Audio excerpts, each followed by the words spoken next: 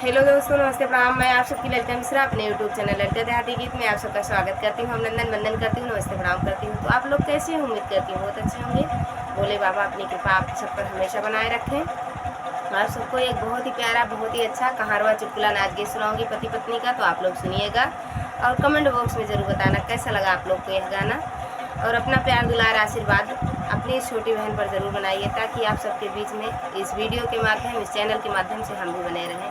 हर हर महादेव। दोस्तों, हमरे सांवरे सजाने माँ का चोर ले गईल, हमरे पातरे बला मुआ का चोर ले गईल, हमरे सुंदर सजाने माँ का चोर ले गईल, चोर ले गईल हो, चोर ले गईल, हमरे सांवरे सजाने माँ का चोर ले गईल, हमरे पातरे बला मुआ का चोर ले गईल।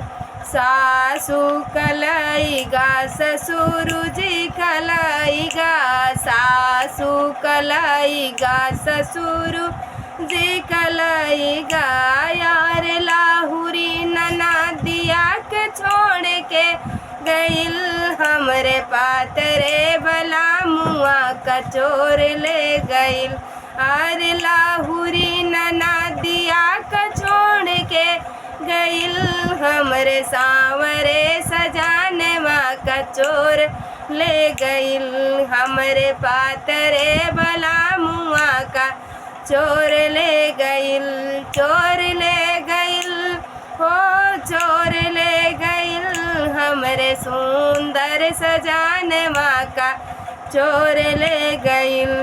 जेठ कलाईगा जेठान्यू कलाईगा, जेठ कलाईगा जेठान्यू कलाईगा, यार लाहुरा देवारे वाक छोड़ के गईल, हमरे सांवरे बला मुआ का चोर ले गईल, हमरे पातरे बला मुआ का चोर ले गईल, आर लाहुरा देवारे वाका छोड़ के गईल, हमरे पातरे बला मुआ का चोर ले गईल, हमरे सांवरे सजान माँ का चोर ले गईल, चोर ले गईल हो, चोर ले गईल, हमरे सुंदर सजाने माँ का चोर ले गईल।